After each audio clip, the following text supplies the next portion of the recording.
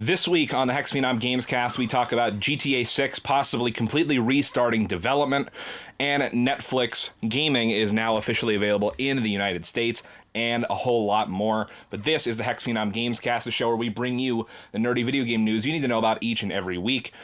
It goes live every Saturday on youtube.com/HexxedPhenom and on podcast services around the globe. Still haven't found out how the hell to get in contact with Apple. Oh, damn, I was waiting. I'm about to just start sending emails to Tim Cook or something because I don't know what the hell else to do. Yo, Tim. Hey, Tim. Hey, Dear Mr. Tim, please put my podcast on Apple Podcasts. Thanks.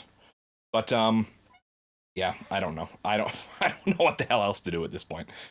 But hopefully that'll get resolved soon, but it's on literally every other podcast service that you could think of. For the most part, if it's not on a podcast service other than Apple Podcasts, please let me know, and I will try my best to get it there. I'll send emails to every single person of that company. Mr. Tim, I need to hear from you right now. Also, just want to let you guys know ahead of time that we are recording on Wednesday night instead of our normal Friday night slot. So if any big news breaks between when we record this and when it releases on Saturday, just know that we apologize and we will cover those news stories on the next episode next week. We got you covered. But yeah, things are a little bit crazy at the end of this week. But we're still here and we're going to give you the news stories that we have for the week so far. Oh, yeah. I'm one of your hosts, Joshua Wojcik, aka HexxedPhenom, and I'm joined by the abstract rocker, JP. JP, how you doing? Man, I'm doing pretty good. A chaotic, dramatic day at work, but fuck that. That's in the past. Yep. Tomorrow will be another day and a hell of a lot better because my manager will be on staff, so I'll be good. Oh hell yeah! Other than that, I'm doing pretty good. I just came back from Pitt over the weekend and settled a good old housing deal that I just have to. Nice, congratulations! Thank you, sir. Looking to move probably in spring, maybe early summer. Really depends when I could transfer stores, just to have that job security. Once I know that, I just call the agent up and bada boom, we can figure it out. Do they have a store out there? They do. I think it might be like 38 minutes from where I'm at, but I'm mainly only doing it for job security because obviously I'll be looking for a job when I'm up there. And I'd rather have some money coming in just so I'm not blowing through my savings. Yeah. It's better to have something than nothing. Yeah, so it was pretty good. Saw Machine Gun Kelly, saw Black Veil Brides, Innocent Moment, D&D, all that. So pretty good. Starting to get back just into the normal groove. There's a lot of games I want to get back to. Work's just been pretty chaotic this week since I used my 2 days off the first 2 days of the week. So I got a few days left of my week. How's it going for you, man? Oh, all right. I mean, we were just talking about it before we started the podcast, but yeah, work sucks. I know. She left me roses by the stairs. But, yeah, well, speaking of, since you had a pretty eventful, crazy week, have you had time to play any games? I did not have the time to really play any games, unfortunately. I played a little bit of Call of Duty before I left after we got back from the arena. We got to go see SmackDown, and we were VIP status in our buddy's suite. Oh, hell yeah. Continue to do that, so Kyle, if you're watching, you are the fucking man. Big shout out to Kyle. Thank you so much for that. Very much appreciated. So, yeah, it was a very eventful weekend. I got stuck in a parking garage for 40 minutes. I forgot to detail that. It was something you could see from like a short horror movie, because it was just your usual little square-styled parking garage, 4 floors, one half and one half. You got to get to the other side. Well, we were gonna go to the concert, and we were making fantastic timing, and of course, knowing my luck, something got fucked up. In this case, it was just really interesting in general. We were in the parking garage, and it seemed like a very easy way to get out. We were following the signs, and next thing I know, it was a mirage, and it became a mirage, and a mirage, and a mirage. So we kept going up and down. That's like my worst nightmare. Up and down this parking garage. And, of course, there was nobody on staff there. Nobody in the office. Nobody in the security booth. I'm like, well, if I get mugged, I'm screwed. So we're looking around. Then after a while, about like 35 minutes, I said, fuck it. And I hit the emergency services button because I had no idea how the fuck to get out of the parking garage. So the guy came. He was kind of a dick, but it could have been worse. I feel like most nighttime security staff in a parking garage. This is during the day. This is during the day. Oh, this is like 5. This is like 5 o'clock. Well, I rescind my statement then. Yeah. So this guy just comes and he's like, you can't just hit that. Like, You can't just hit I'm like, that. what do you mean? I can't get out of this parking garage, and I've been here for 40 fucking minutes, and I drove 20 miles in my gas. So yes, I'm panicking. This is a emergency. So he eventually just said fuck it, and then he tried giving like clearer instructions. It turns out halfway through the parking garage, there's a bunch of signs that you think would be in the right place, but of course they were not. No, signs are never in the right place. They were never in the right place there. So when you think you had to go the one way, that's what sent us around the loop-de-loop and all that.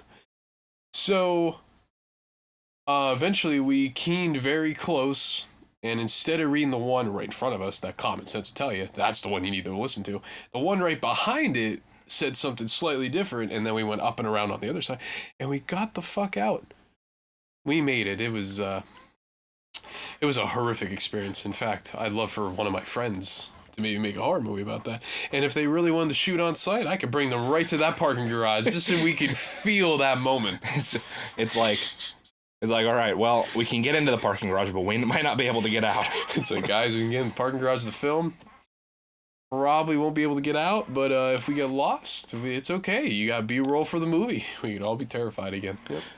But since we're taking a moment to talk about parking garage horror stories, I will also bring up one. Let's do it. Back in September, I went with my uncle, his half-brother, and his son. We went to go see Judas Priest in Reading. Oh. And we parked in that same parking garage that we parked at for the Avenged Sevenfold concert. Oh, okay. So you're near the Santander. Yeah, like literally right across the street. Oh, it wasn't the Santander. Oops, my bad. It's right across the street from this arena if you want to look it up. And so, for those of you that don't know, like, Reading is a very small town. And so right across the street from the arena is like 4 different parking garages. And so when we get out of the concert, it's pouring down rain like a hardcore thunderstorm. Just pouring down rain. And as soon as we get out, my uncle and his brother start arguing about which parking garage we parked in. And meanwhile, we're standing in the pouring ass rain. Wow. That's a horror story from the get-go. Wow. Never forget where you park. That's probably rule number 1. I knew exactly where we parked. Oh, that's good. But they were arguing about it. So they were like, and they were getting very, like, unnecessarily heated about it. I love when that happens. Like, that's my day right there. My uncle was like, oh no, we parked in this one right here. And his brother was like, no, I'm telling you right now, we didn't park in that one. And then my uncle turns around, he's like, I'll tell you right to your face we parked in that one. And I was like, why does it need to be this fucking heated? Like, wow. Let's just get in the parking garage so that at least we're not getting fucking poured down rain. I'll give him props, though, saying it right to his face. That's balls. I'll tell you right to your face we parked in that one. And meanwhile, they're both behind me because I just darted to the fucking parking garage. So they're out in the pouring rain just arguing like idiots. Yeah. Wow, Jesus. And so then I'm in the parking garage, and even while we're in the parking garage, they're still arguing about it. He's like, I'm telling you, your car's not in here. And my uncle's like, I know for a fact it is. And then he's like, look, we're on floor 4 or whatever the hell it was. So I wasn't even entertaining either of them. I was just walking to the car. You're probably just like, can we just get the damn car? Yeah. And so I'm like almost all the way up the steps, and they're still, you could hear their argument echoing through the fucking staircase. Through the staircase. So they're still arguing about it, whatever. We finally get to the car. So who was right and who was wrong? Me and my uncle were right. So how'd the other guy react? Was he a good sport or a sore loser? Probably sore loser. I don't remember exactly what he said, but he was like, oh yeah, maybe you're right. I was like, maybe he's right. We're literally in the car. Like, maybe you're right. I was like, okay. Wow, I'd be like, trying to save face. All right, I see it. But, whatever. And so then we're trying to get out of the parking garage, and it's, I don't know if all parking garages are the same. I don't really go in parking garages all that much, but we got a paper slip as we came in, and then as you're leaving, you pay for your parking. So I learned many parking lessons this past weekend. So I really did. we pull up to the machine, and keep in mind it's a concert, so there's 1,000, well, not Probably 1,000, but there's a fuck ton of people trying to leave behind us, and of course there's only one stall open at this fucking parking garage. Wow. So everybody has to go one at a time. And so, oh boy, so who grew impatient first? So my uncle goes, he's like, oh, don't worry, I'll pay for the parking. Keep in mind, now he pulls out his debit card that is literally cracked all the way down the middle, right through the chip. And so he keeps putting the chip in, trying to pay for the parking. And of course it's not working. And he's freaking out. He's like, why won't this stupid machine work? And I'm just like, well, bud, your card's fucking broke. I was like, it's because your card's broken. He's like, he's like, no, that ain't it. I used this at the grocery store the other day or whatever. And I'm just like, okay, whatever. Wow. Jesus. And so then after like 5 tries and there's, people beeping and yelling behind us. And then of course his brother's like literally hanging out the back window, flipping people off and yelling at people. And I was like, Jesus fucking Christ, I'm going to die in this car. Right I'm just waiting for people to get out of their car and go, you was sitting in my face, boy. And then finally his brother hands him his card. He's like, here, I'll pay for it. And then my uncle puts the card in, and then it needs the pin for the card, and his brother is too busy yelling at people to tell him the pin. I guess the transaction failed because it waited too long. Yeah. He's like, damn it, what's the pin? So we're still getting fucking yelled at and beeped at, and all these people are freaking out. And I was just like, oh my God. Oh my fucking God.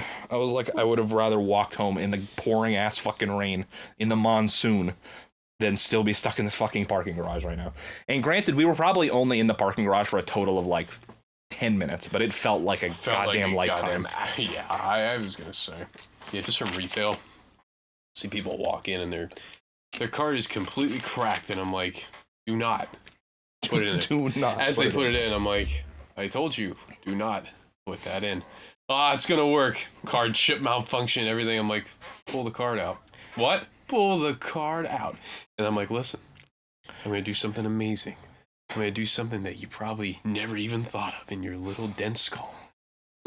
You could literally type in your number when I hit manual entry for the pin pad.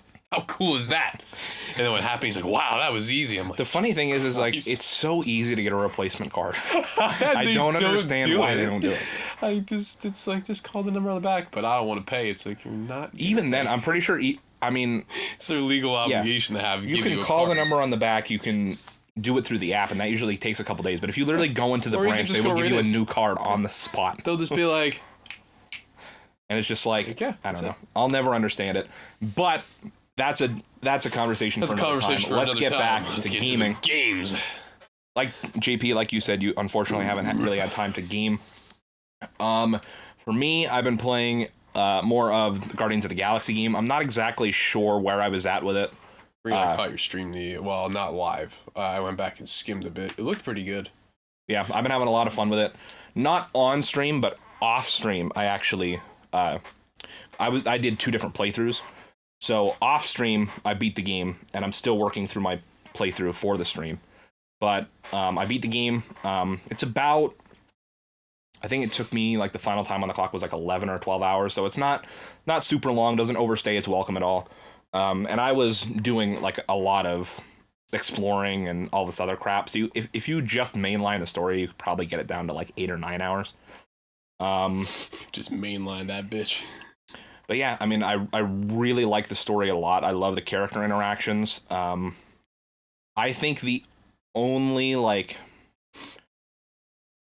thing is that the combat can get a little tiny bit repetitive, but I think thankfully for it only being like a 10 to 12 hour game, it doesn't really outstay its welcome. So by the time you're starting to kind of get bored of the combat, you're pretty much done with the game anyways.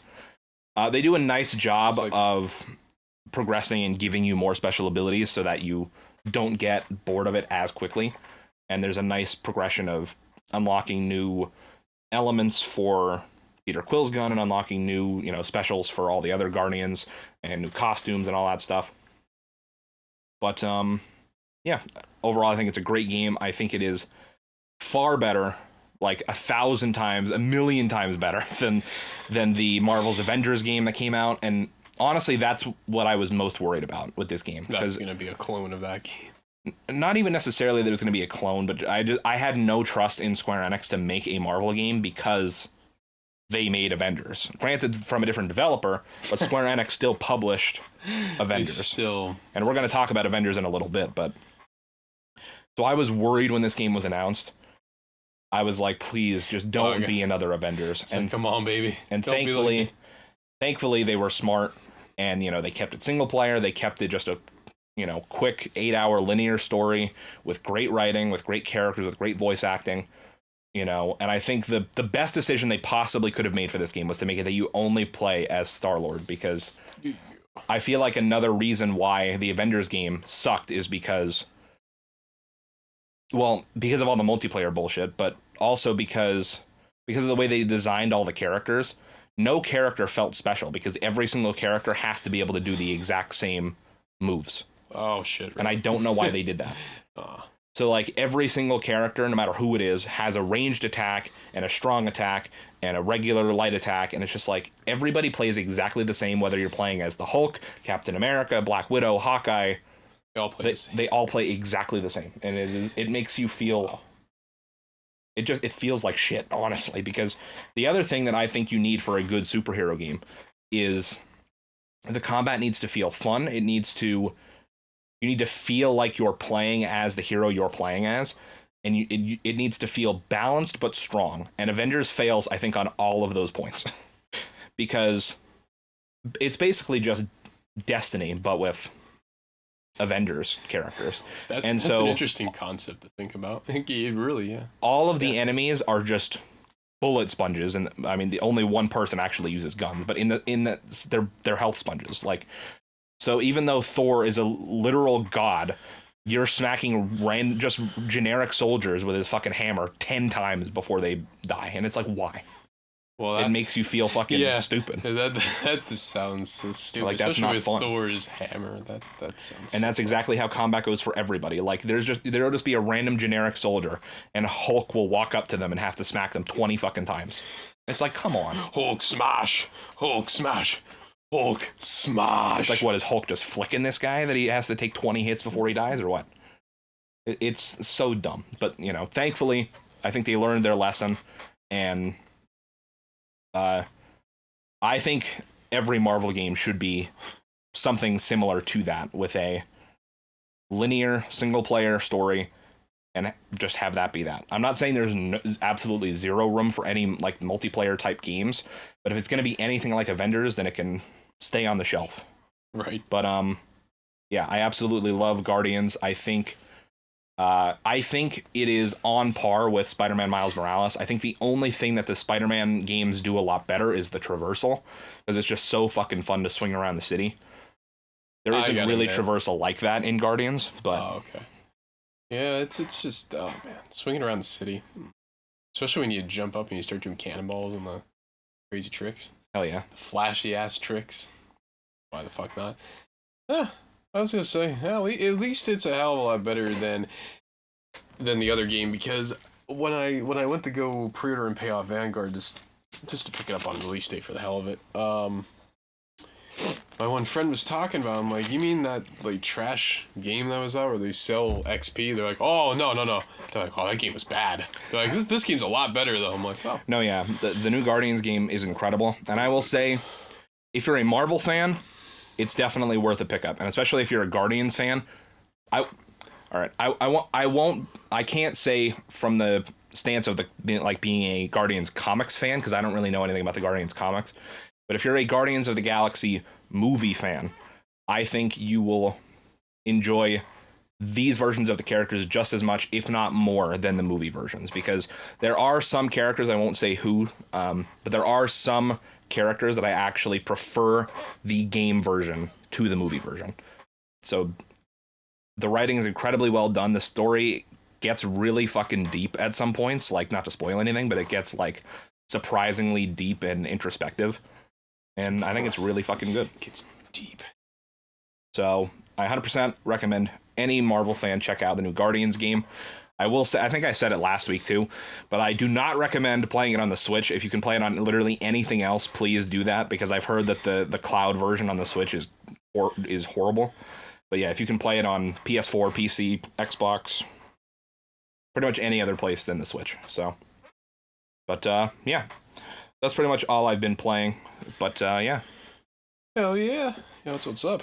Let's go crack into them news stories. I guess you could probably start with the one that's about what we just talked about. Maybe that would be a good start. So, speaking of Marvel's Avengers, after weeks of silence, finally, Marvel's Avengers stopped selling XP boosters following player pushback. Weeks of silence? Why did it have to be weeks? It could have been literally an hour. Yeah. Like, weeks. Wow. Even the subheader for this says no one could have seen this coming. You know what? I'll admit, I didn't think they were gonna say anything. I thought I honestly thought they were just gonna let it ride. Yeah. I thought they were just gonna let it ride. This is by Joshua Rivera over at Polygon. Marvel's Avengers' short-lived attempt to sell XP boosters has come to an end. In a message posted to the game's Twitter account on Tuesday afternoon, its developers apologized for not responding to fan outcry over the decision sooner, and announced that by the end of the day, Hero Catalysts and Fragment Extractors will no longer be available for purchase in the in-game marketplace. Quote, "We apologize for not responding sooner to your concerns about the addition of paid consumables in the marketplace," end quote, the statement reads. Quote, "We introduced them as an option for an evolving player base and did not see them as pay to win since they don't offer power directly." End quote. I'm putting this in here as my own cliff note. That's bullshit. It is 110%. Well, pay to win, not necessarily, because there's not any sort of PvP mode, but it's pay for an advantage, and it's also something they promised they wouldn't do. So pay to get an edge. Before the decision to sell these items for hero credits, Avengers premium currency only obtainable by spending real money, Hero Catalysts and Fragment Extractors were consumable items that were awarded through play and offered boosts to XP and the in-game currency used to purchase upgrades. Selling them for real money walked back the developers' previously stated intent to only sell cosmetic items for cash. Perhaps predictably, fans were not happy. Now, nearly a month later, the decision has been reversed, and by the end of the day, Hero Catalysts and Fragment Extractors will once again be only awarded through play. It's just the latest misstep for the game that has had an unfortunately bumpy existence.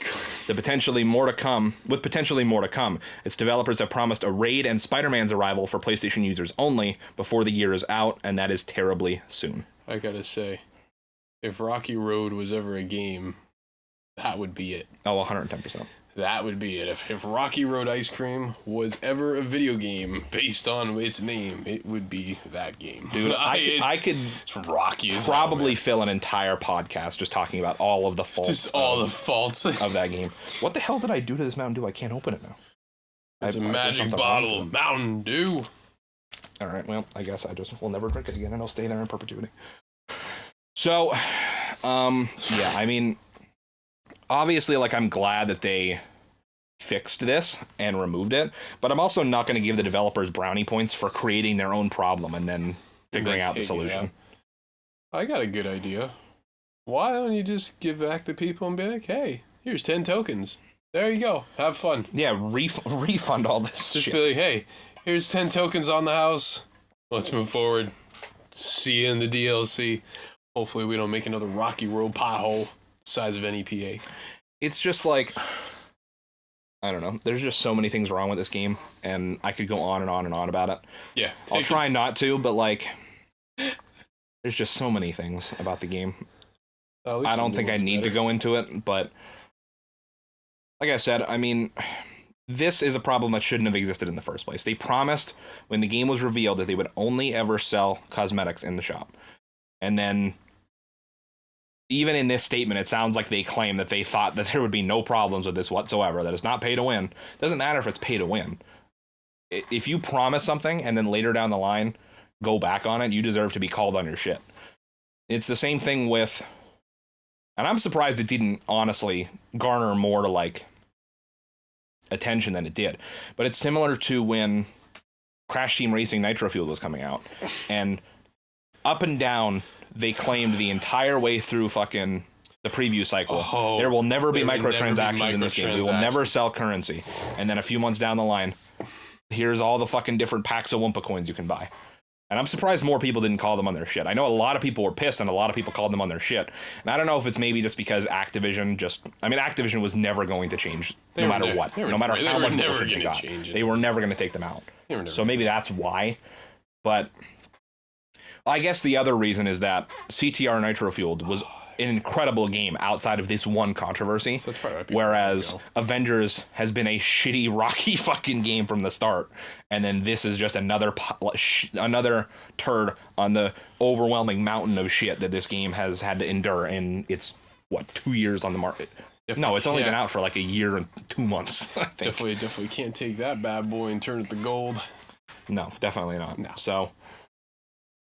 And it's just like, as far as I know, they still have yet to profit on the game, which is what I think that this whole thing was about.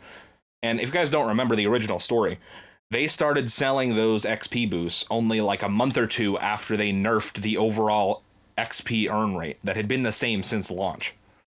So for like 10 months, everybody had been leveling up, at a certain speed. And then they were like, hey, we think you're all leveling up way too quickly. And they somehow only realized this 10 months after the fact.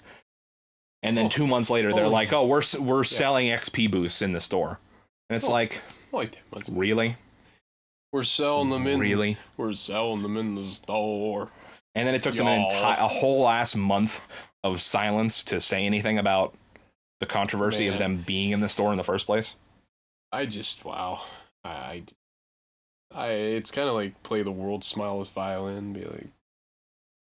Yeah, like I feel bad for them in a way. I feel bad for the devs that had absolutely no say in this. Yeah, because I'm sure it was probably something sent down from the publisher, like, hey, this game needs to make fucking money, and it's not making any fucking money. So let's fix that. I really can't fucking open this. I can open it for you, boy. I don't know what the fuck I did. I literally ripped a bunch of skin off my finger trying to open the fucking cap. Wow, this shit's tight. That's what she said. Oh my Lord. Or I guess that's what he said. No. That's what he said. That's what he said. I literally closed it. I don't understand how I can't fucking open it. Holy fucking! Oh man, we're struggling right on the podcast. You've seen it. Well, whatever. Well, I guess we'll get to the next news story. Ow! Oh my God. Ooh. So. Ooh. Next up, Netflix's gaming service now available in the United States, but you still need an Android phone or tablet to play for now. Oh, I was wondering how the hell that was exactly going to work. This is from Taylor Lyles over at IGN. Netflix announced today that it has expanded its gaming service to over 190 countries, including the United States and Canada. However, the gaming feature still requires subscribers to own either an Android smartphone or tablet to play. Netflix games will start rolling out to the Netflix mobile app starting November 3rd. Users can also download Netflix games from the Google Play Store starting today. Among the games included in the service is Stranger Things 3, the game. Unfortunately, you will not be able to use a wireless controller or mobile controller like the Razer Kishi, as the games on the Netflix app use touch controls only when playing in the Netflix official app. That sucks. Netflix notes that its games app requires a subscription to its streaming service, and that there are no ads, additional fees, or microtransactions. While iOS support is not available yet, Netflix says it will roll out in the coming months. The rollout to more countries supporting Netflix games is no surprise, as the company began testing the feature last August, with subscribers based in Poland having access to the service. In late September, Netflix games expanded to subscribers living in Italy, Spain, and Poland. And within the last several months, Netflix has been making a push to enter the gaming market. In July, ahead of its quarterly fiscal earnings, the streaming giant noted it would focus on mobile games first. In that same month, Netflix announced that it had hired veteran game executive Mike Verdu as its VP of game development. So, JP, what do you think about Netflix getting into the gaming scene, seemingly right now just for mobile games? I mean, it's interesting, but I kind of don't get the point because... excuse me. So, I don't really get the point because you have to pay on top of your Netflix subscription. I think. I'm pretty sure. I don't think it comes for free with an $11 a month thing. I think it might. If it does, Netflix games.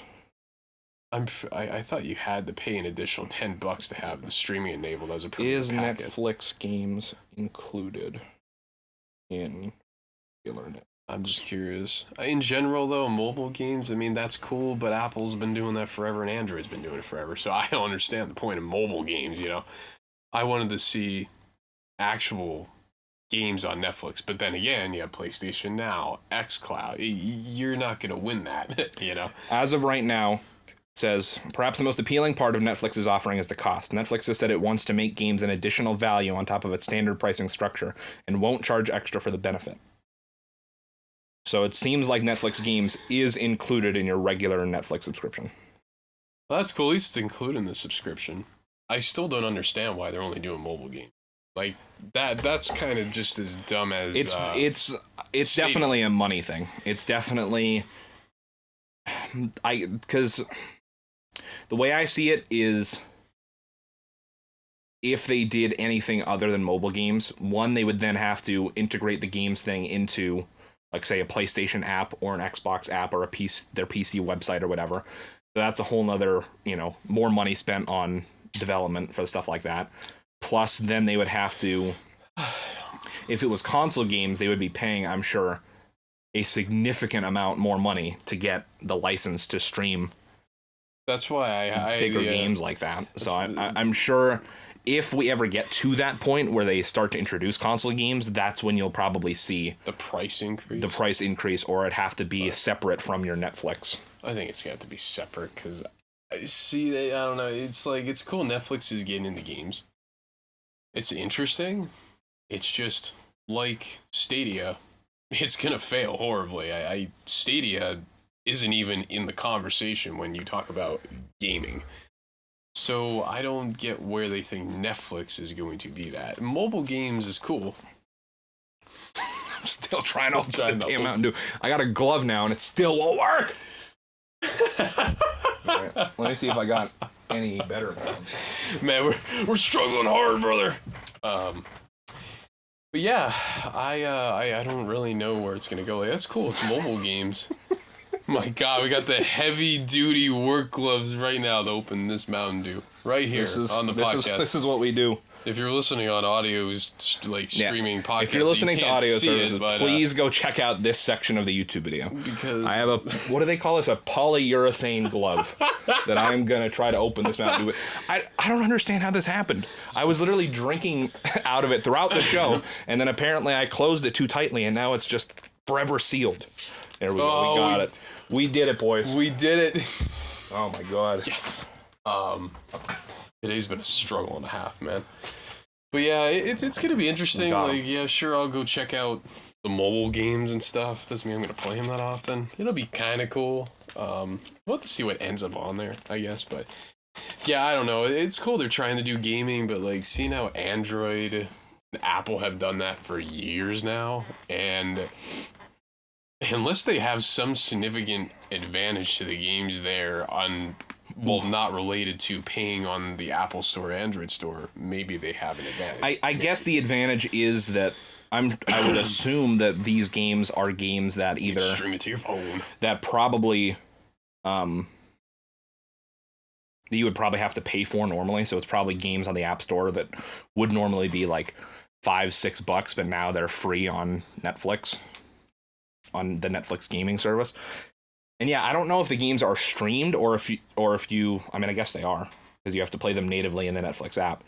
So streaming games is just still a whole nother, step of removed from actually being able to, being able to play the game whenever you want. Because a lot of people, I mean, it obviously depends on where you live, but I would say for the vast majority of people, not everybody's going to have a good enough data connection to play these out on the go.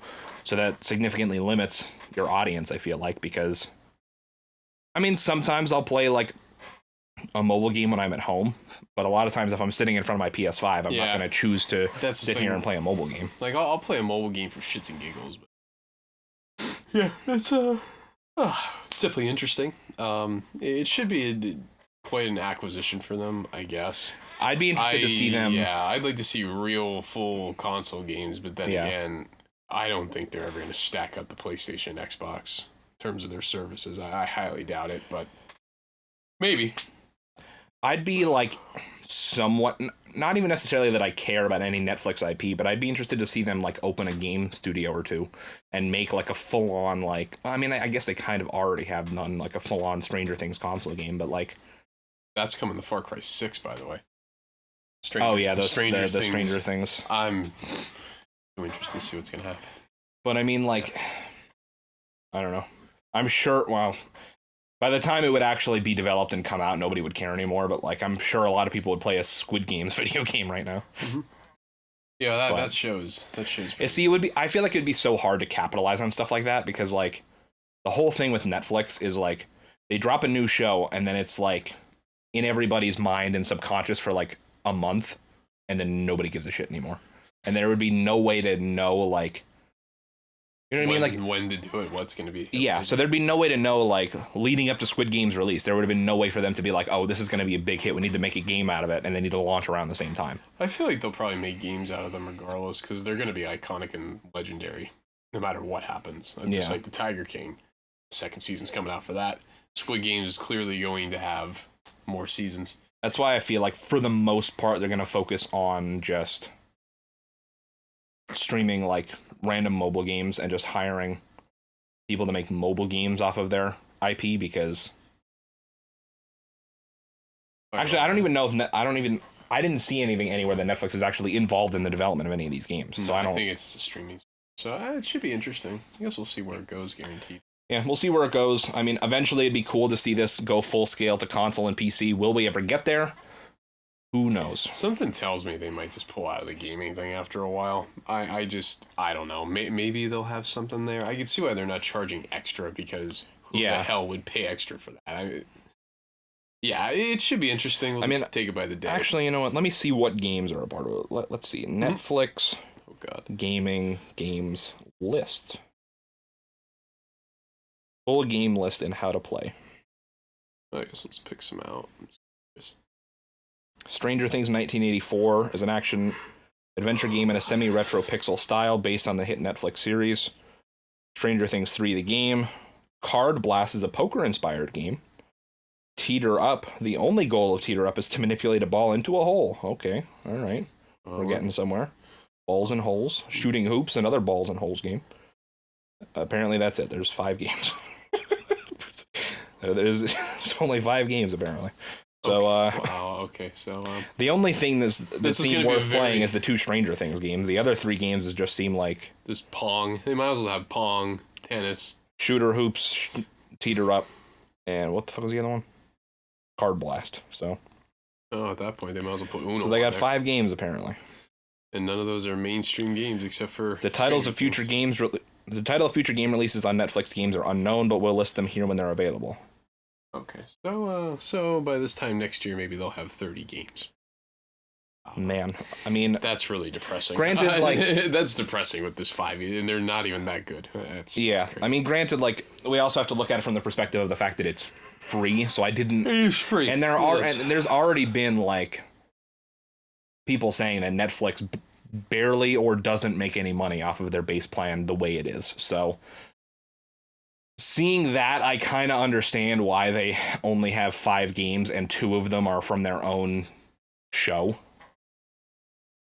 So I get it, but also like I wouldn't pay for those 5 fucking games. So, but yeah, hopefully it expands, and as it expands, I'm sure we'll talk about it a little bit more, or whatever happens with it. Oh, yeah. We're going to talk about a little bit of updates on Activision and Blizzard. Blizzard co-leader Jen O'Neill leaves for Women in Game Development nonprofit.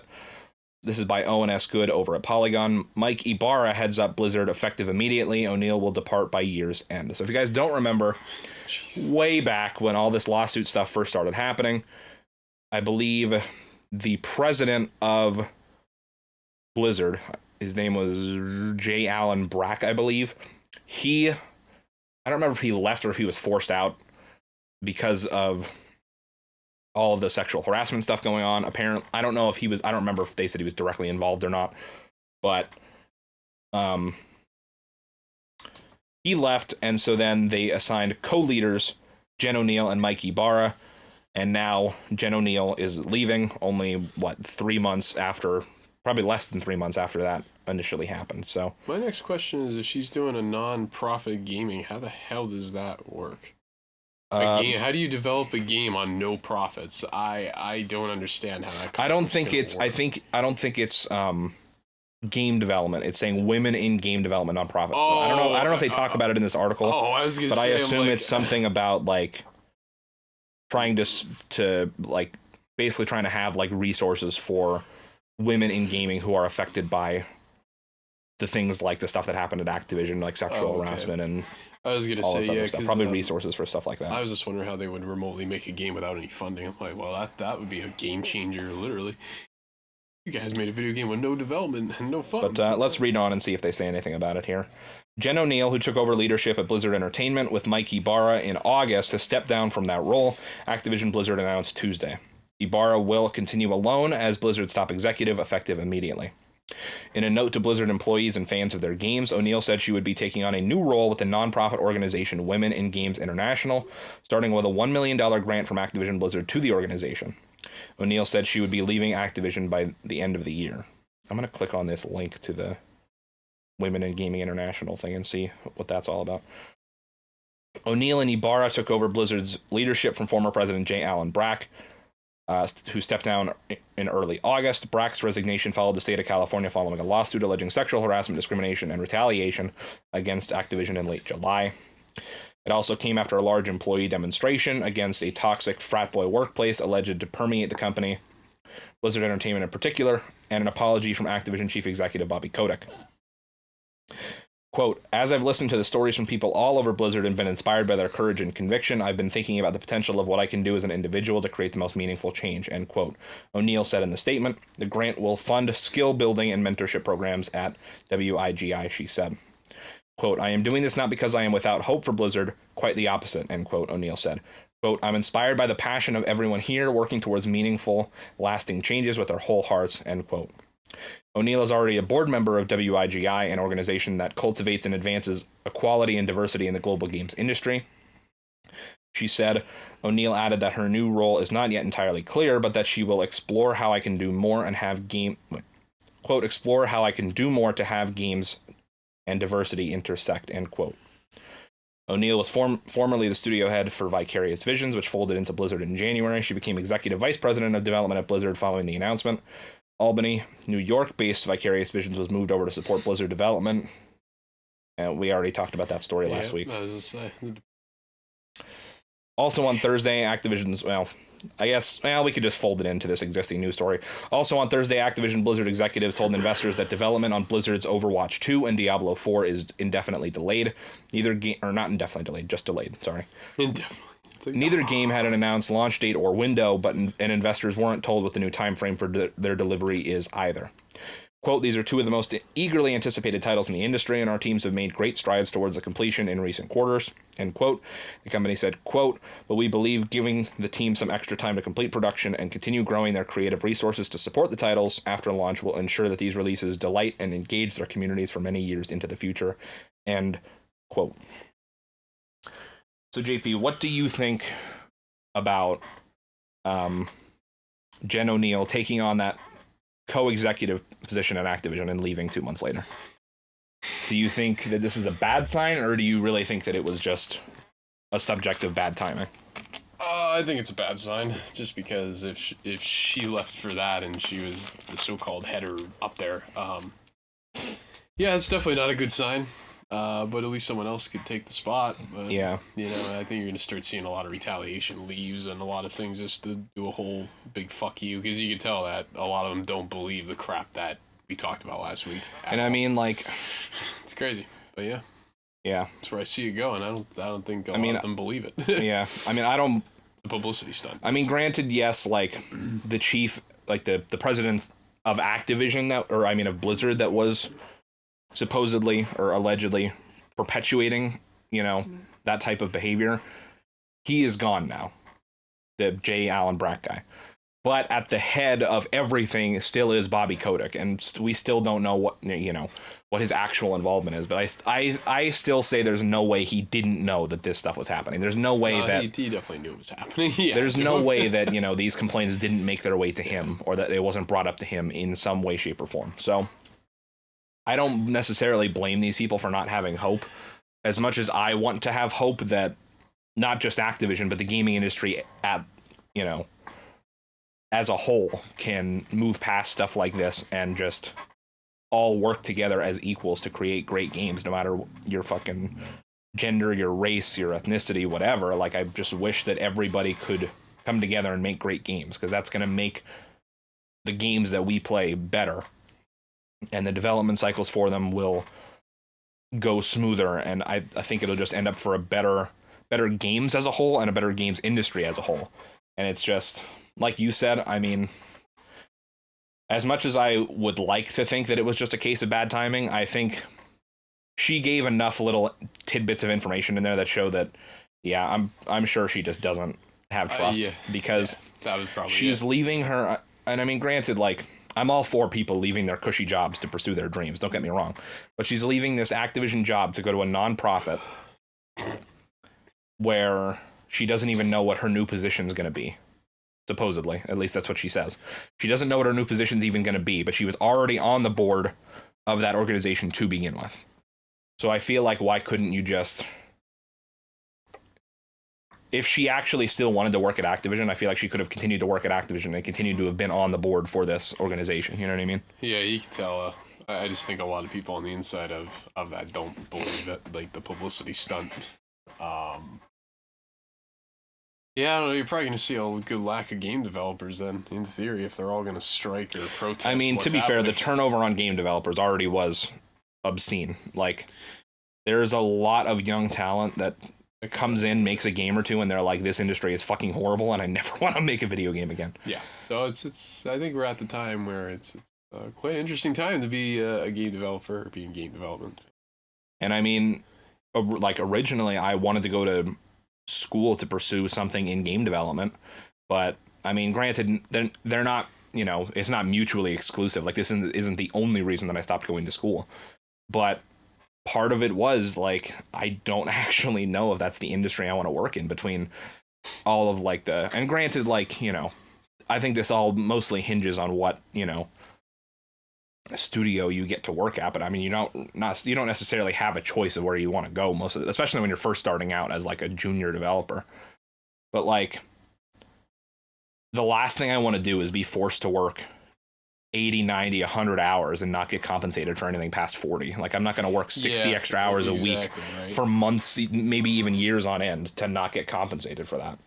And it's just like, between that and, all these allegations throughout the industry, and just all of the bullshit of like games being in development hell, which we'll talk about a little bit later with GTA 6. Development And it's just like, it seems like such a stressful job that does not nearly pay enough for what it's worth.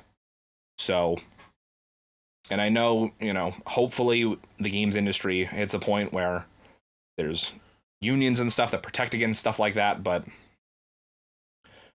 yeah, so I mean, as someone on the outside who pays attention to a lot of it, even I don't want really anything to do with the games industry right now, from a workplace standpoint. Yeah, so I can't imagine how these people who are living in it, have been living in it for how many years, how they feel. So, yep, it's definitely interesting. Yep.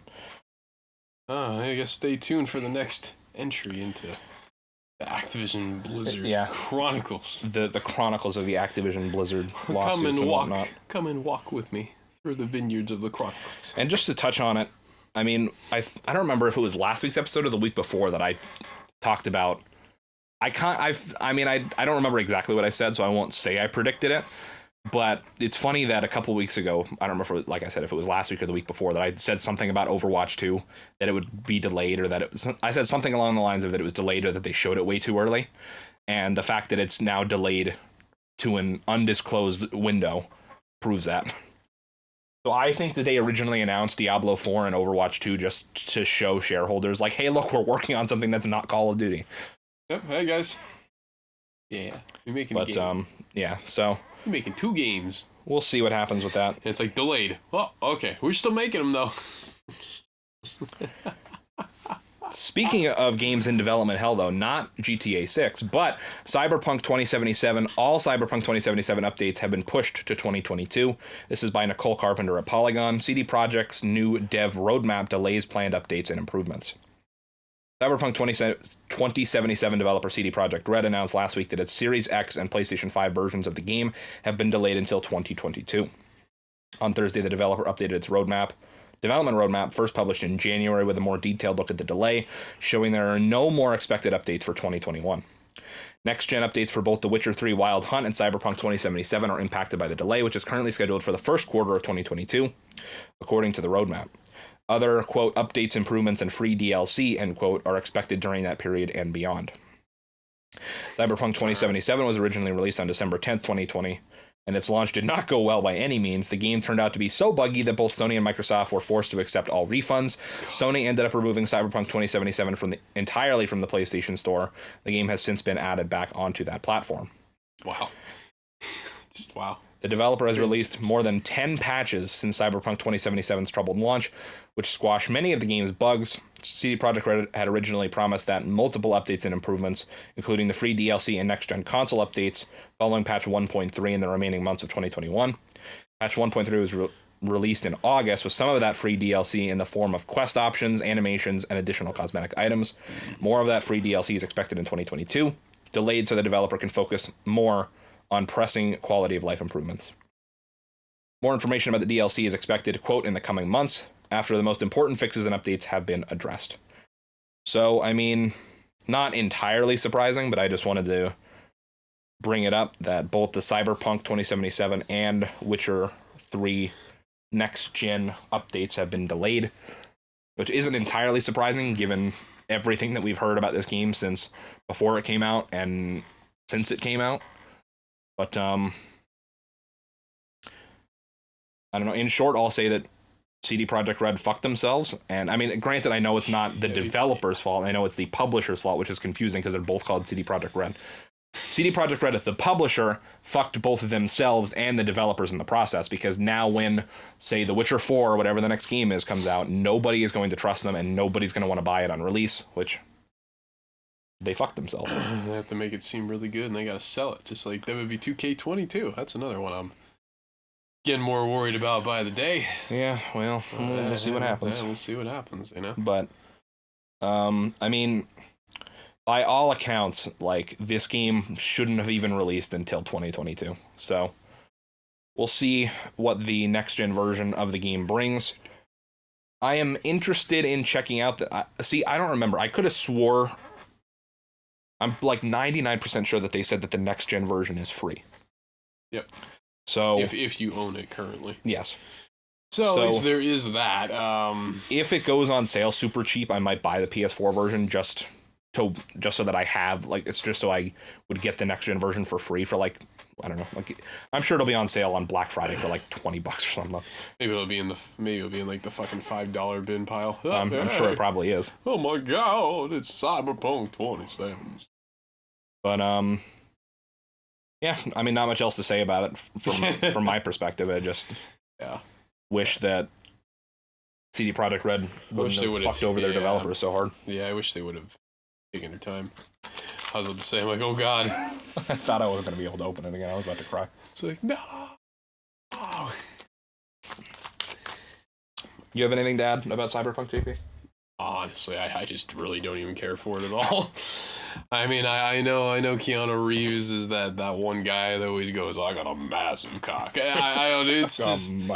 Yeah, it's basically it. He's like, hey man, you want to see my cock? And I'm like, It's a very strange game. I hope people like it for what it is. I literally almost drew blood trying to open the fucking Mountain Dew before. There's like a tiny, like, micro cut that you can see that's not bleeding, but... What's true? Blood, pride, survive. I put blood, sweat, and tears into opening that Mountain Dew. Yeah, we'll see what happens. I mean, I think they really fucked themselves, but hey, maybe they can make something happen out of this. But yeah, it's definitely an uphill battle for them. I can tell you that. 1,000%. All right, the second to last news story today, we're going to talk about Marvel announcing a new project with Amy Hennig's new game studio. This is by Petrana Radulovic. I apologize if I butchered her name. Over at Polygon. Skydance new media team will tackle an original Marvel story. I don't know if they mentioned it in this article, but before I get into it, I will just say that Amy Hennig was like the lead writer and director of, I believe, the first 3 Uncharted games. So if that kind of helps you envision what this game might turn out to be, she worked with Naughty Dog. She was the lead director on, I know Uncharted 1 and 2. I'm not sure about 3. I'm pretty sure she was, though. So is this going to be similar to Uncharted? Is this going to be something completely new? Who knows? Skydance New Media, the game development studio, headed by former Uncharted creative director Amy Hennig, will partner with Marvel Entertainment to produce a new video game the company announced last Friday. The upcoming title will be, quote, a narrative-driven blockbuster action-adventure game featuring a complete original story and take on the Marvel Universe. I'm putting this in as my own little quote, but that sounds a lot like Uncharted. Marvel said the companies did not announce which Marvel characters would be featured in the game or release date or platforms for the project. Hennig joined Skydance in 2019 with the intent to, quote, pioneer new ways to tell immersive stories through technology, end quote. This upcoming Marvel title will be the first project from Skydance New Media, which is formed to center around story-focused entertainment. Quote, I can't imagine a better partner than Marvel for our first game, end quote, said Hennig in the announcement. Quote, the Marvel Universe epitomizes all of the action, mystery, and thrills of the pulp adventure genre that I adore and lends itself perfectly to an interactive experience. It's an honor to be able to tell an original story with all the humanity, complexity, and humor that makes Marvel characters so enduring, and to enable our players to embody these heroes that they love, end quote. Prior to founding Skydance New Media with the veteran Electronic Arts developer Julian Beek, Hennig was at EA, where she worked on a canceled Star Wars project, and before that at Naughty Dog, where she led development on the Uncharted series. I thought I was about to say where it was another cancellation. Oh, man. Amy can't get it out there, man. She can't get it done. Skydance Media was founded in 2010 and produces entertainment for film, television, interactive, and animation. Its recent releases include Foundation for Apple TV+, Snake Eyes G.I. Joe Origins, and The Tomorrow War, while its interactive division has released Archangel, Hellfire, and The Walking Dead Saints and Sinners. Marvel's own games division has bolstered its lineup of AAA games in the recent years, working alongside developers Crystal Dynamics for Marvel's Avengers, boo, Eidos Montreal for Marvel's Guardians of the Galaxy, hell yeah, and Insomniac Games for Marvel's Spider-Man and Spider-Man Miles Morales, with a Spider-Man sequel and Wolverine game also in development. Oh, hell yeah. So, I'm very much interested to see... I'll always be interested in a new Marvel game, as long as it doesn't end up like Avengers. But, yeah, I mean, there's definitely some, like, clues you can take away to try to decipher, like, what characters might be in there. Obviously, the way she described it definitely sounds a lot like Uncharted, where she says, you know, pulpy action-adventure, like, pulp genre and all that kind of stuff, so... I have a couple theories on who they might be going with. I don't know if they're going to be like, if it's going to be a team or if it's just going to focus on one Marvel hero. I could see the Punisher. I could see possibly Daredevil. Those are probably the two I'm leaning towards the most right now. I feel like they're going to be doing experimental kind of gig just to see where things go, and maybe, who knows, make a series out of it. It depends. I'm interested on if it's going to be anything like Uncharted, because so far, I mean, well, recently, I guess I should say, after, obviously, she did I know for a fact she didn't really work on Uncharted. Well, she worked, from what I remember, she worked partially on Uncharted 4, and then she left Naughty Dog, and then, Neil Druckmann and Bruce Straley took over development on Uncharted 4, and I know they rewrote, they basically like completely redid the story, so she didn't really have much to do with Uncharted 4 as far as I know. Oh, okay. But I know for a fact she was creative director for 1 through 3. But then the Star Wars game she was working on at EA, essentially was pitched for the most part as Star Wars, but make it Uncharted. Like, it was basically a Star Wars... It was that Star Wars 1313 game. I don't know if you've heard of it. John talks about it all the time. Yeah, I do know that. It was basically supposed to be, you were playing as a bounty hunter, and it was going to play basically like Uncharted, just in the Star Wars universe. So basically, this is the shot. And so, from what we know, she's essentially always worked on something around the framing of an Uncharted-like game.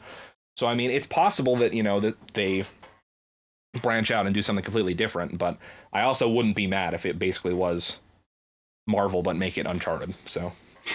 Yeah. I think it'll definitely work.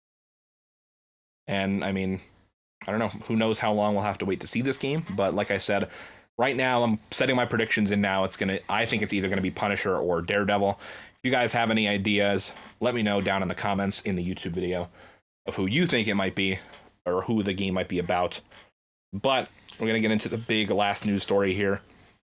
This is from Screen Rant, and it's kind definitely take this with a grain of salt, because like I've seen some people corroborate or like potentially corroborating this, and some sites reporting on it, but I feel like a lot of the mainstream sites I haven't seen report on it, so we'll see. But again, take it with a grain of salt. But apparently, like I said, this is from Noah Shelgren at Screen Rant. GTA 6 rumors indicate development reset after Dan Houser left. New details have been leaked about the development of GTA 6, suggesting that Rockstar restarted work on the game entirely in early 2020. New rumors suggest that Grand Theft Auto 6 has faced numerous development setbacks since Dan Houser left Rockstar Studios. As one of the co-founders of the company and a primary writer for the Grand Theft Auto franchise, speculation has surrounded his departure since it occurred more than a year ago. The studio has remained tight-lipped about the next entry in the GTA series, and while the fact of its development is all but confirmed, the game has yet to be officially announced. It has been several years since the first rumors around GTA 6 first started to appear. GTA 5 was released back in 2013, and the gap between the two titles is by far the longest period between releases in the history of the series. Leaks like Snoop Dogg's recent comment about Dr. Dre's involvement in the GTA project have added fuel to the rumor surrounding the title, and fans of the series have been eagerly awaiting any news for the next installment in the beloved franchise. The new rumor, reported by DSO Gaming, translated from a French video by fansite Rockstar Mag, suggests that Grand Theft Auto 6 reset development entirely after Dan Houser left the company.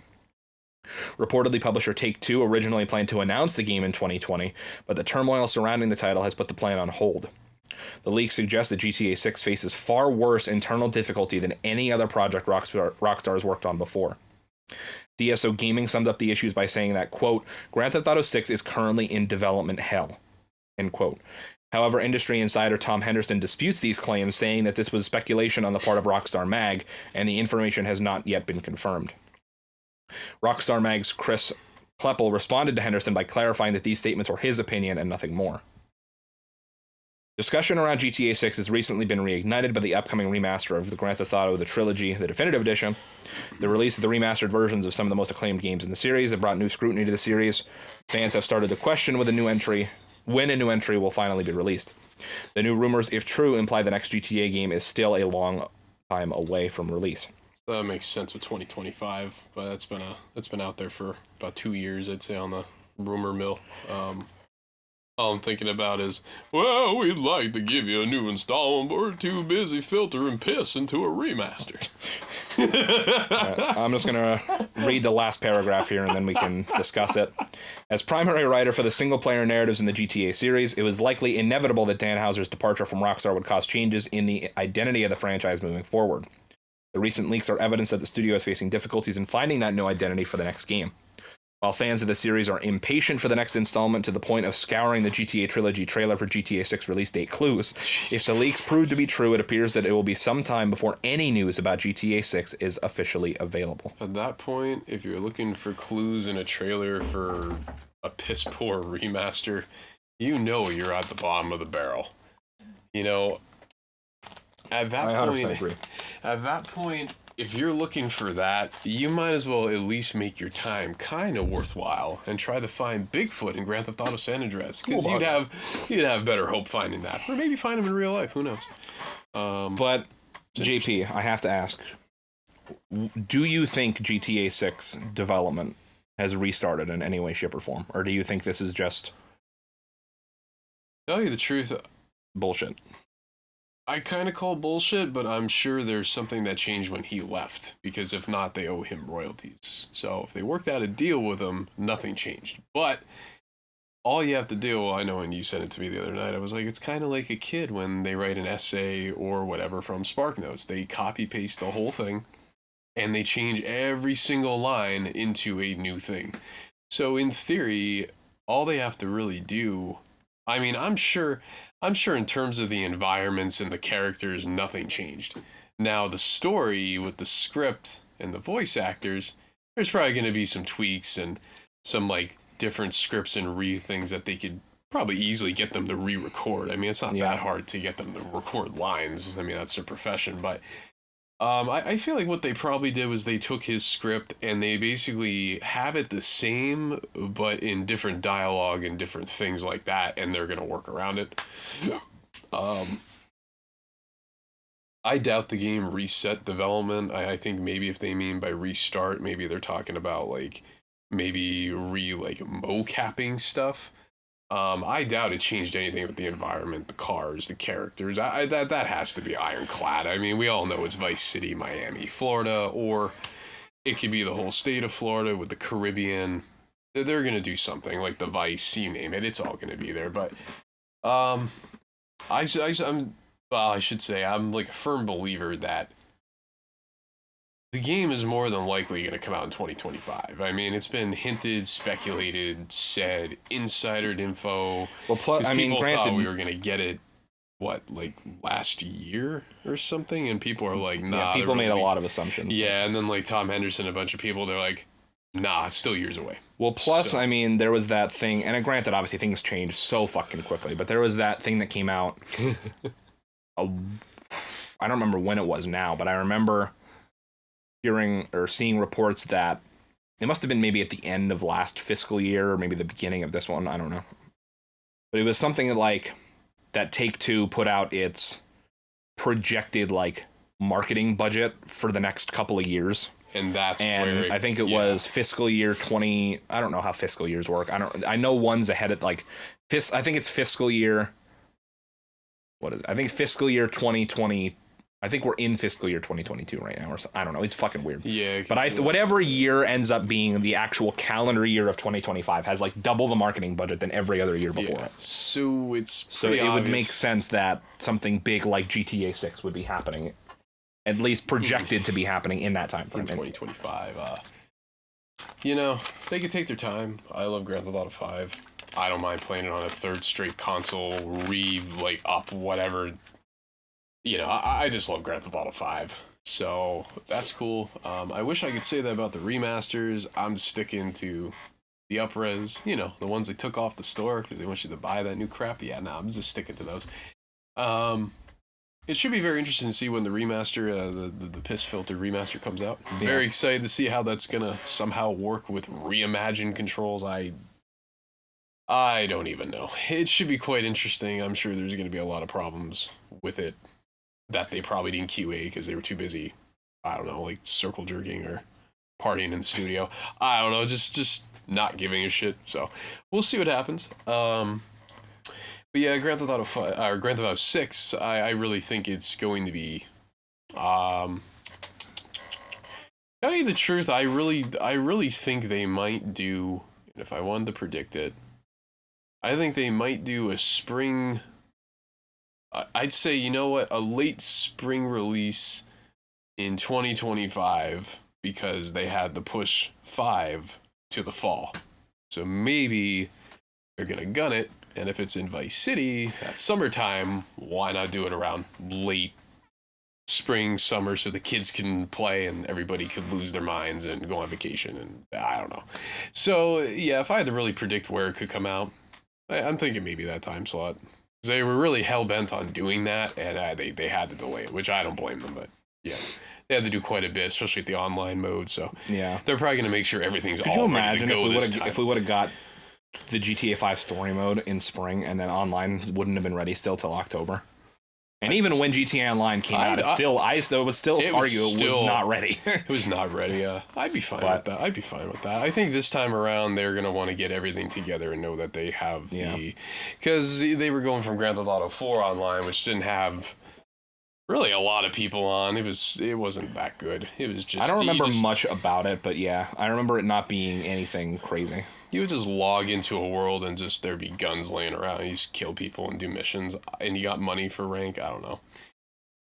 It just, yeah. So with Grand Theft Auto Online, I don't think they were ready for the amount of like pressure on the servers, and that's just how that went. So this time, I don't expect that. I think it's going to be a full, complete thing, and then you'll see add-ins as time goes on. But yeah, we'll definitely see. And yo, you know what? There is an add-on bonus story that I found, and it's actually interesting. So, Call of Duty Vanguard toggle swastika feature has been spotted by an insider for the campaign. Apparently, I saw that. Yeah, apparently you will be able to enable this swastika in the Call of Duty Vanguard campaign to make it authentic World War II. I want to say it might be enabled by default. I think that toggle is probably only there so that if you're in they Germany, don't have to, so that they don't have to make a complete separate version of the game for Germany. Yeah, so it probably just like if the game detects that your region is Germany, it probably just auto toggles off and it like locks or something. So that's pretty cool. I like that. That's not. It's definitely a better solution than just doing the Iron Cross. Just doing one or the other and leaving it, or having to do two separate versions of the game. And obviously, it's only for the campaign, so don't go walking into multiplayer thinking you're going to see swastikas on the wall and all the Nazi memorabilia. I doubt you're going to see that, just for many reasons. Because if not, that means they'd have to make a whole new version for those countries. So that's not happening. But yeah, I just saw that. I'm like, oh yeah, I thought I'd just bring it up randomly. I think it was pretty cool. I love history, so it's going to be an authentic World War II. I can't remember in World War II, did they show the swastika? I don't think so. They used in the campaign. I think they did. I think everywhere else. I think it was the Iron Cross. It was mostly the Iron Cross, though. I think it was only shown in the. Yeah, actually, I think you saw the swastika. I think on the map. Right? When you're invading into Europe, I'm pretty sure you see the swastika of the land that I don't remember. Yeah, you do see the swastika. Maybe it's in like war-torn footage. You do see it. It's just not all around in the game. So it's going to be cool actually seeing it in the campaign. That'll take me back to World at War. Once again, another World at War. Because for some reason I feel like I remember seeing it in the game, but then I also remember there was a huge controversy about it not being in the game, so I don't remember. Yeah, so it gives me some World at War vibes again. So we'll see. Going back to GTA 6, for me, I kind of agree with you that I think that maybe this leaker or whoever is maybe they just overblowing it a bit just to like try to grab headlines. You know what I mean? Like just to try to get some news flowing. I think the only potential way that they have no matter what, there is no feasible way that they've completely 100% restarted development on the game and thrown everything out. There's no way. It's just if everybody at the studio didn't like the direction that Dan Houser was taking the game and the story, they would still be able to, even if they wanted to completely make it say if that Project Americas thing was true and it was taking place in between the 70s and 80s in Miami, even if they instead wanted to do a modern day Miami instead, they could still asset flip most of that stuff and still reuse it. So yeah, so it's not. I think it's bullshit for the most part. I mean, it's drummed up just for drama. Yeah, I think they are obviously you're not going to pay royalties to a guy who left your company. Yeah. So yeah, the stuff that he worked on, it's going to be cleaned up a bit and probably set in the same way. I could see them honestly different, not necessarily completely throwing out the script, but I think they're just rewriting a lot of it. Yeah, just to avoid having to pay the royalties for it. Yeah, I really just I think they're going to do the stuff that we all do. You'll just copy paste and then make your own summarization of that sentence. But you said, I'm sure all the characters and setting and all that other stuff is probably all still there. Yeah, that's all deadlocked. The assets are still there. At least I would hope so. Yeah, I doubt. I think honestly they are going to just take stuff and make their best interest out of it. I don't think you're going to see much difference between Dan's version and the new one. Maybe Dan will come out talking about his idea. I think it'll literally be just different enough to not have to pay him. I think that's exactly their entire objective is that's exactly it. You got hey, Mr. Lawyer, how different does this have to be exactly for us to not get sued? Or to have to pay him royalties. I think that's exactly they'll probably change some major story elements to say maybe if I don't know, just making some kind of random bullshit up. But say maybe this specific character is supposed to double cross you and I don't know, sell you off to fucking drug lords or something like that. And instead, maybe they'll make it so that that person doesn't double cross you, but say maybe Someone you else just get does. kidnapped by drug lords instead of getting double crossed by somebody to get kidnapped by drug lords. So you're definitely going to see the same concept. It's just going to be a different coat of paint. You're not even going to notice it. Well, yeah, we'll have no idea. We'll have no goddamn idea. So that's why I don't know why people are that concerned. They don't even know. I can see people at the studio being like, well, the way the headline reads makes it sound like they threw fucking everything out and started over. Yeah, nah. But that almost, I mean, not to say that it doesn't, but I feel like that almost never happens truly, like, from the start with game development. They always recoded, retextured, reapply something. They always will try to take whatever they had already worked on and use it for something. So I think it's mainly bullshit. I mean, yeah, sure, there probably was restarts that happened, but I think it was mainly into like the legality too, like you were saying, trying to see how much they can get away with without it being legally binding. Yeah, so I'm sure there's like some shift in direction, but it's mostly for like story and writing. I'm sure it's just the story and writing. Everything else is. And granted, like that then that trickles down a little bit into like, okay, you need to re-record like mocap and like, oh damn, well, let's say we got to do mocap, but the overall like environment and gameplay and like all that major stuff like driving and gameplay and mechanics, like those will all mostly be the same. So I mean, from a story perspective, they might have restarted, but even then, I feel like it's just changing a little bit of stuff around. In terms of online, I mean, like they already have the base built. All they have to do is optimize for next gen, which is going to happen as they start cutting the servers. Like this year is the last gen. And then, honestly, when the new one comes out, probably a year and a half later, they're going to cut it back down. And then next thing you know, they're going to use those servers and then throw them on for 6. And you're going to keep it going, probably. I wonder how they're going to do it. Because, they stopped like adding new content to the PS3 version of GTA Online in like 2015. But the servers have still been online until this year. So I wonder how long that tail is going to be for the PS4 version to just stay online in perpetuity. If it is 2025... it's probably going to happen at the end of 2023. More than likely.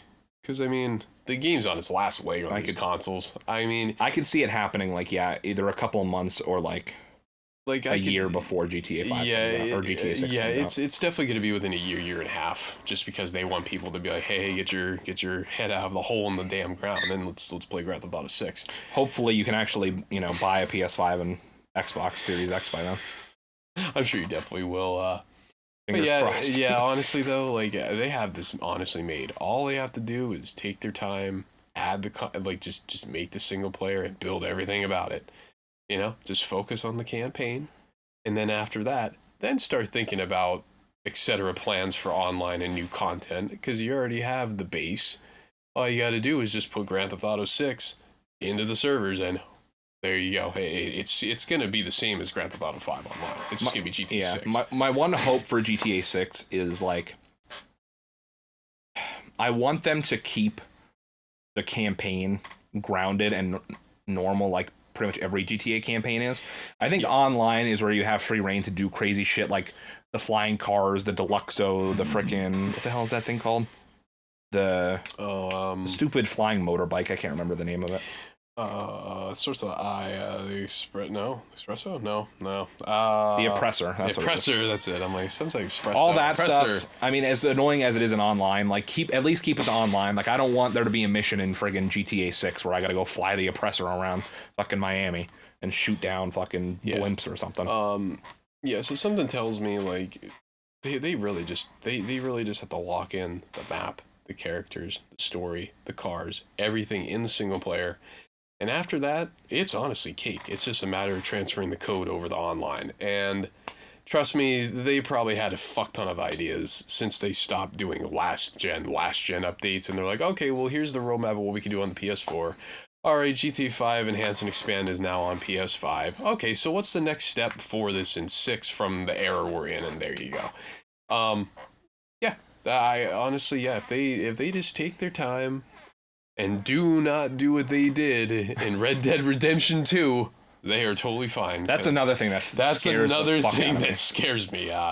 It cannot be a simulator because it is not realistic. What I will say is if by some chance the original idea for GTA 6 was to make it like a crazy simulation game like Red Dead 2, and they're resetting to get rid of that, I'm fine with that. Yeah. But other than that, I see no reason that they should have to completely scrap and restart. But No, I think that's just all hoopla. To get as much as pissed. as much as I hated it, I think that simulation like bullshit does fit more with Red Dead than it does GTA.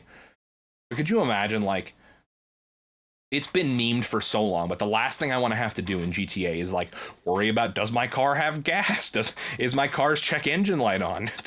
Do I need new brakes? It's like, do I need to feed my character? Is my character too cold? Is he too hot? Does he need to pee? Does he need to shower? Does he need to shave? Does he have facial hair? Does he wear a hat? Is he going bald? How many strands on his head? Does he have a widow's peak? Oh God, he has to get a haircut right now. It's like, did he take his vitamin C this morning? Did he take his vitamin C this morning? Did his dog eat this morning? Is his dog going to be able to help him if he calls him?